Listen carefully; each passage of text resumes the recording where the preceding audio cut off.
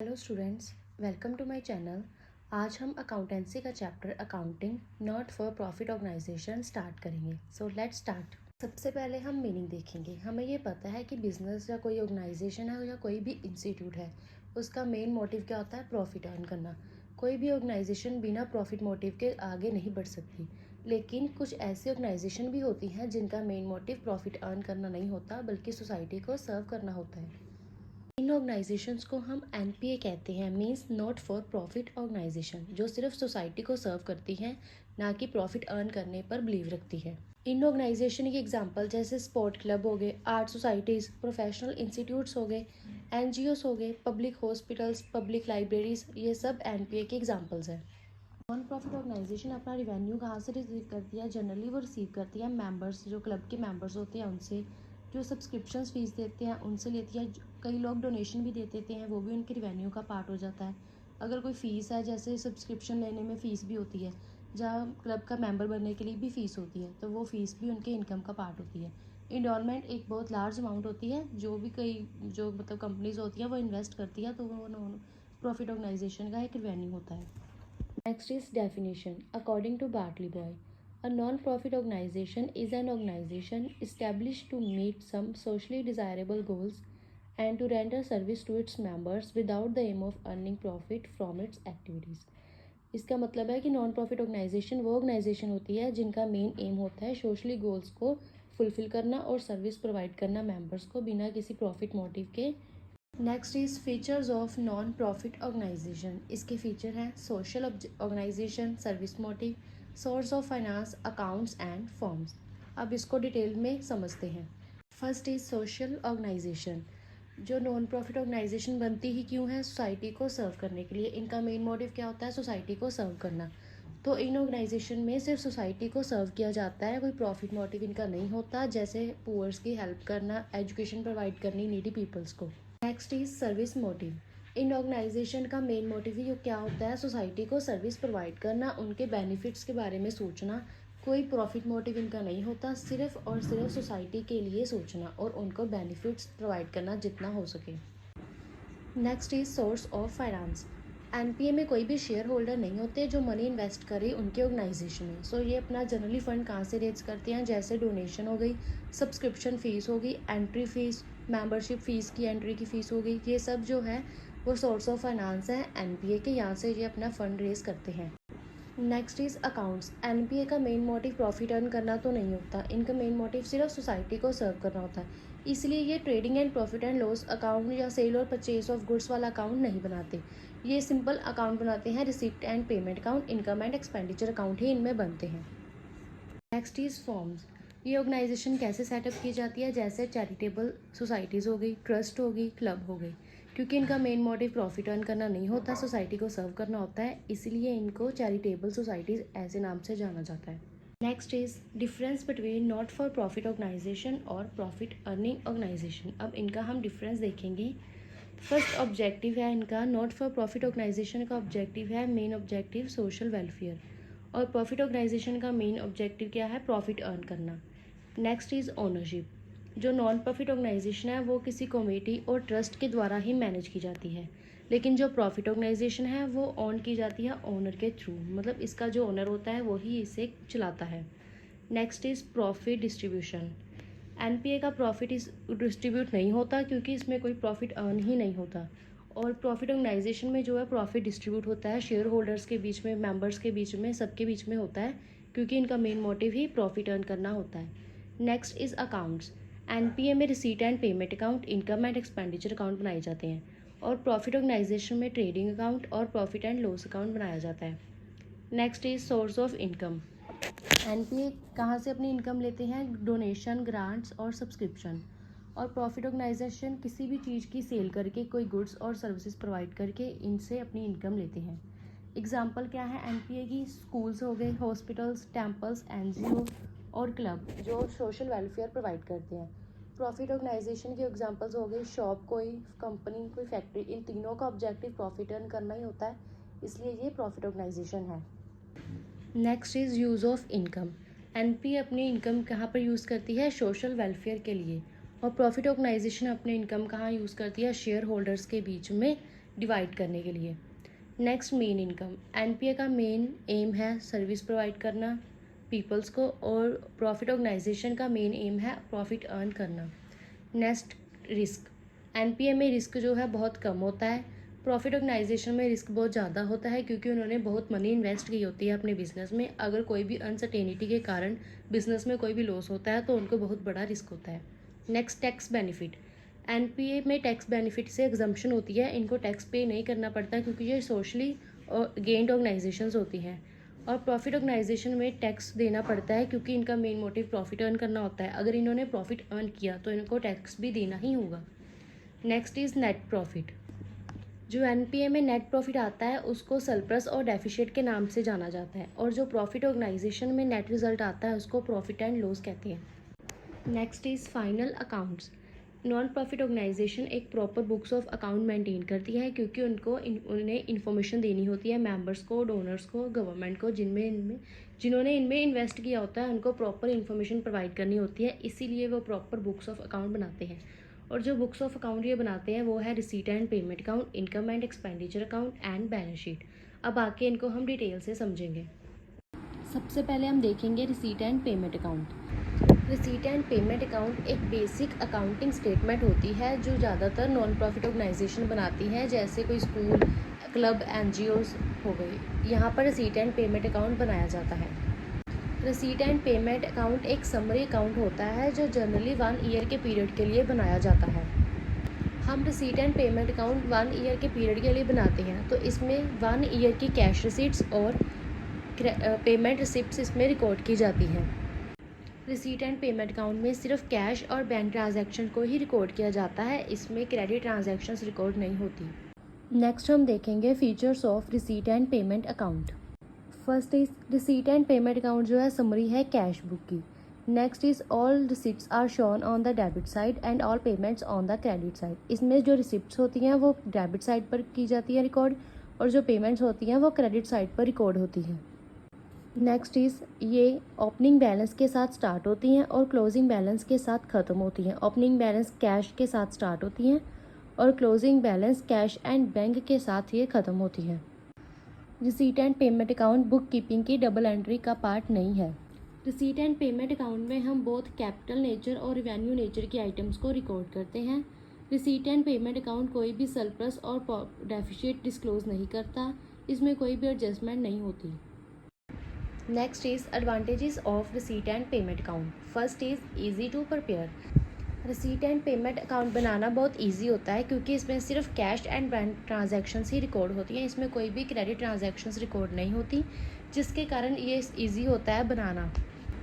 Next is shows complete cash position.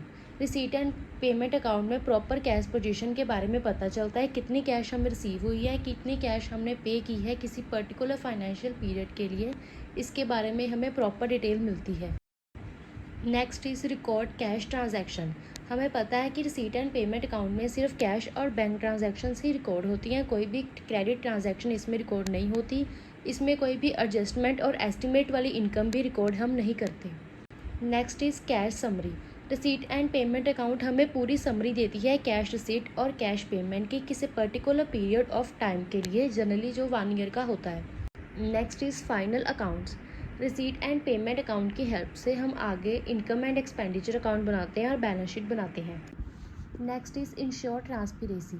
Receipt and payment account की help से जो donors हैं, जो मेंबर्स हैं, उनको पता चलता है कि उन्होंने फ़ंड कहाँ पर यूज़ किए हैं, कहाँ से उनको रिसीव हुए हैं और कहाँ पर किस जगह यूज़ किए हैं, कैसे यूज़ किए हैं, ये सब कुछ पता चलता है रिसीट एंड पेमेंट अकाउंट की हेल्प से। Next is cash book. Receipt and payment account की हेल्प से हम कैश बुक को ईजिली वेरीफाई कर सकते हैं, जिसमें बिजनेस की ट्रांजैक्शंस रिकॉर्ड की होती हैं सिर्फ कैश बेसिस की। Next is specimen of receipt and payment account.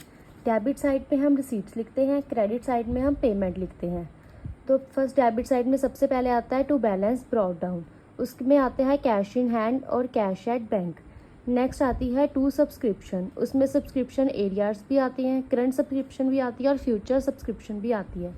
Next होती है general donation. Next sale of all newspaper. Next to rent receive. Next to sale of grass. Next to legacies. To entrance fees, to life membership fees, next to sale of fixed asset और last में to bank loan. अब आगे payment side सबसे पहले आती है revenue receipts. उसमें आता है by salaries, by printing and stationery, by postage, by rent and rates, by insurance, by ground rent, by travelling expenses, by advertisement, by audit fees, by bar purchase, by charities, by library book, by investment, by future, by sport equipments.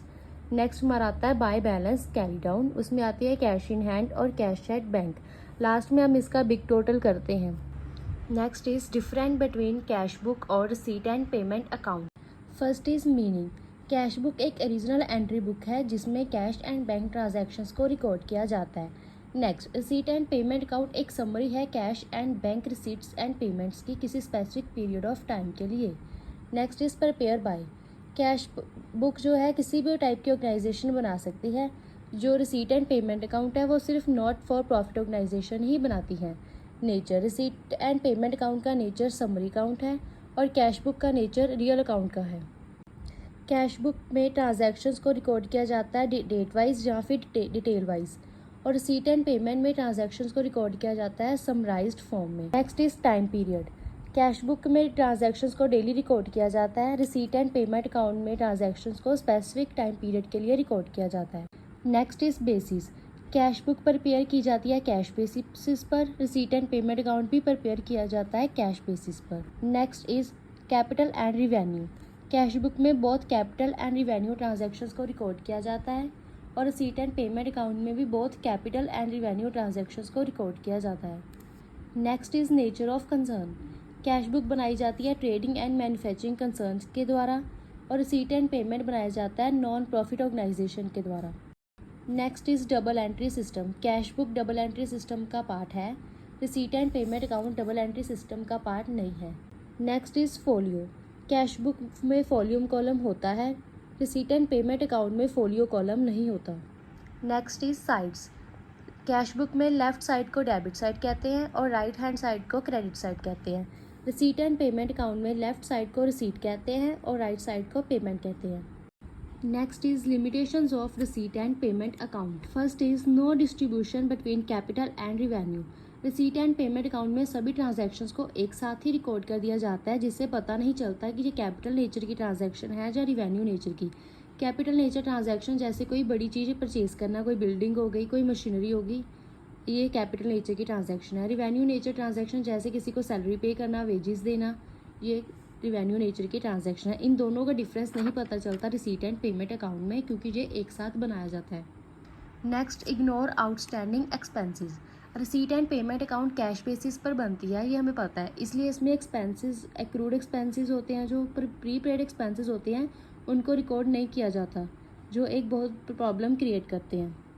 Note show surplus और deficit. Receipt and payment account surplus और deficit show नहीं करते, ये बस इतना बताते हैं कितना कैश हमारे पास आया, कितना कैश हमारे से गया, मीन्स इनफ्लो और आउटफ्लो ऑफ कैश के बारे में ही बताते हैं। Next is financial position. Receipt and payment account में हम कोई भी एसेट्स और लाइबिलिटीज़ को रिकॉर्ड नहीं करते जिससे हमें फाइनेंशियल पोजीशन के बारे में नहीं पता चलता। Next is double entry system. Receipt and payment account accounting system का पार्ट नहीं है, इसलिए ये डबल एंट्री सिस्टम को फॉलो नहीं करता। Next is balance sheet. Receipt and payment account की हेल्प से हम बैलेंस शीट नहीं बना सकते क्योंकि इसमें कोई भी एसेट्स और लाइबिलिटीज़ शो नहीं की होती है।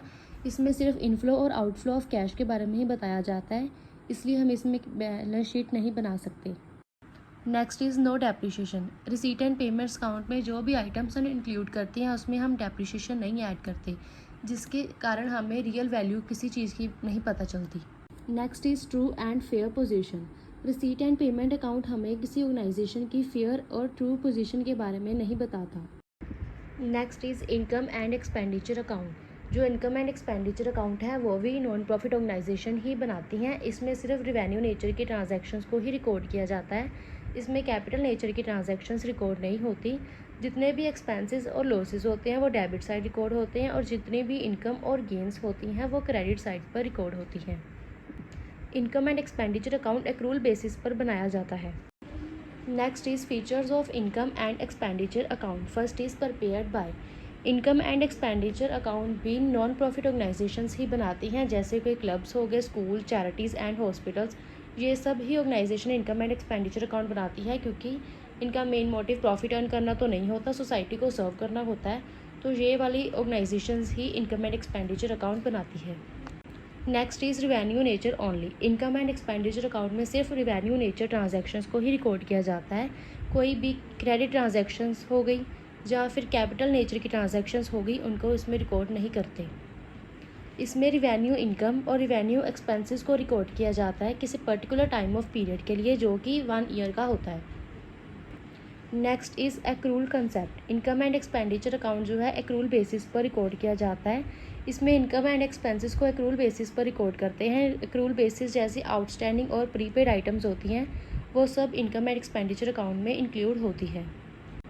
Next is accounting period.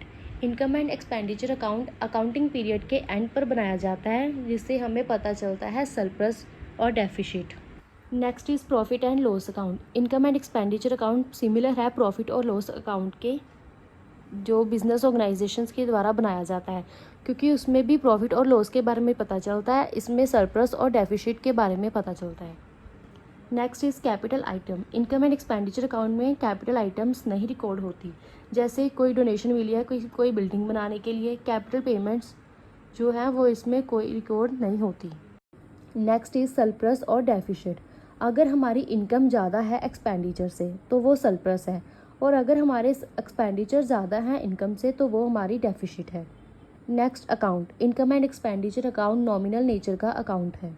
Next is specimen of income and expenditure account. इसके डेबिट साइड पर आते हैं एक्सपेंडिचर और क्रेडिट साइड पर आती है इनकम। यहाँ पर डेबिट साइड पर फर्स्ट है salaries and wages, next rent, rate and taxes, next charities, next printing and stationery, next is postage and telegram, next is telephone charges, next insurance, ground rent, municipal taxes, land revenue, honorarium to secretary, office expenses, audit fees, gas and electricity, car expenses, bat ball etcetera, bank charges, depreciation on building, furniture. Next end पर हमारा निकलता है surplus. अगर हमारा surplus आए तो हम surplus लिखते हैं, अगर डेफिसिट आए तो डेफिसिट लिखा जाता है, लेकिन डेफिसिट जो है वो क्रेडिट साइड पर आता है। ये सब हमारे खर्चे हैं, इसलिए ये एक्सपेंडिचर साइड पर रिकॉर्ड हुए हैं। नेक्स्ट क्रेडिट साइड पर है इनकम। यहाँ पर आती है subscription receive, entrance fees receive, donation receive, rent receive, dividend receive, interest on investment, telephone receipt, billiard room receipts, green fees, examination fees, tuition fees, locker rent receive, sale of old newspaper, sale on grass, miscellaneous receipts. Next इन सब का total निकालकर यहाँ पर big total किया जाता है, और बाद में हम चेक करते हैं हमारे डेफिसिट है या एक्सपेंस सरप्लस। क्रेडिट साइड पर हमारा डेफिसिट आता है और डेबिट साइड पर हमारा सरप्लस आता है। Next is different between receipt and payment account और इनकम और expenditure account. First is nature. Receipt and payment account एक रियल अकाउंट है, इनकम एंड एक्सपेंडिचर अकाउंट एक नॉमिनल अकाउंट है। Next is similarity. Receipt and payment account similar है cash book के, income and expenditure account similar है profit and loss account के। Next side. Receipt and payment account की debit side को receipt कहते हैं और क्रेडिट साइड को पेमेंट कहते हैं। ऐसे ही इनकम एंड एक्सपेंडिचर अकाउंट की डेबिट साइड एक्सपेंसेस के लिए है और क्रेडिट साइड इनकम के लिए है। Next receipt and payment account record करता है बहुत कैपिटल एंड रिवेन्यू नेचर की आइटम्स, लेकिन इनकम एंड एक्सपेंडिचर अकाउंट सिर्फ रिवेन्यू नेचर आइटम्स को रिकॉर्ड करता है। Outstanding items. Receipt and payment account ignore करता है आउटस्टैंडिंग एक्सपेंसेस और इनकम को, जबकि income and expenditure account record करता है आउटस्टैंडिंग एक्सपेंसेस और इनकम को। Next is prepaid items.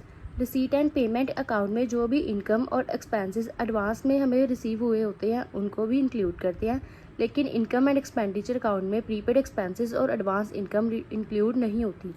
Next is non cash items. Receipt and payment account में नॉन कैश आइटम्स को इग्नोर किया जाता है, जैसे क्रेडिट परचेज, लेकिन इनकम एंड एक्सपेंडिचर अकाउंट में नॉन कैश आइटम्स को इग्नोर नहीं किया जाता, ये भी बीच में इंक्लूड होती हैं, जैसे credit sales. Next is beginning of accounts. Receipt and payment account begin होता है कैश इन हैंड और कैश एट बैंक से, लेकिन इनकम एंड एक्सपेंडिचर अकाउंट में कोई भी ओपनिंग बैलेंस नहीं होता। Next is balance of account. Receipt and payment account ज़्यादातर डेबिट बैलेंस शो करता है, लेकिन income and expenditure account debit credit दोनों ही शो कर सकता है। Next is carrying forward. Receipt and payment account में जो क्लोजिंग बैलेंस होता है वो नेक्स्ट ई पीरियड में फॉरवर्ड हो जाता है, लेकिन जो इनकम एंड एक्सपेंडिचर में क्लोजिंग बैलेंस होता है वो कैपिटल फंड में ऐड होता है।